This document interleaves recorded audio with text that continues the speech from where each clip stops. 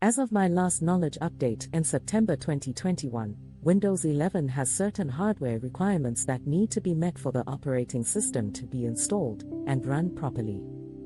These requirements include specific processor generations, TPM 2.0 support, secure boot, and more. If your computer does not meet these requirements, Microsoft does not officially support upgrading to Windows 11.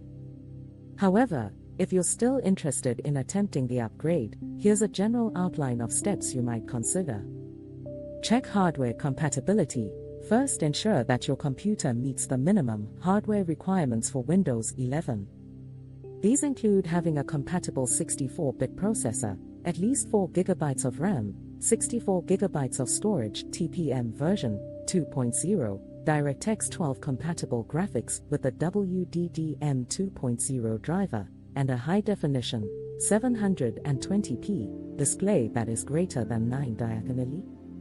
Back up your data. Before attempting any major upgrade, it's always a good idea to back up your important files and data to prevent any data loss in case something goes wrong during the upgrade process. Download Windows 11 ISO. You might be able to find unofficial sources providing Windows 11 ISO files that could potentially be used for installation.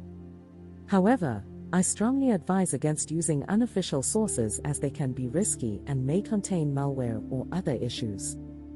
Bypass compatibility check. Not recommended. Some users have reported success by modifying the installation files to bypass the hardware compatibility checks. However, this approach is not recommended as it can lead to instability, performance issues, and security vulnerabilities. Consider alternatives. If your computer doesn't meet the requirements for Windows 11, you might consider upgrading your hardware or using alternative operating systems that are compatible with your current hardware.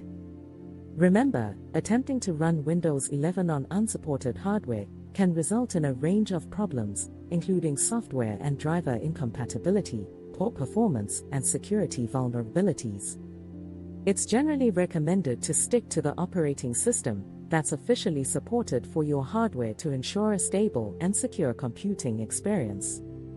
Always exercise caution when dealing with unofficial or modified software, as it can pose risks to your system's integrity and security.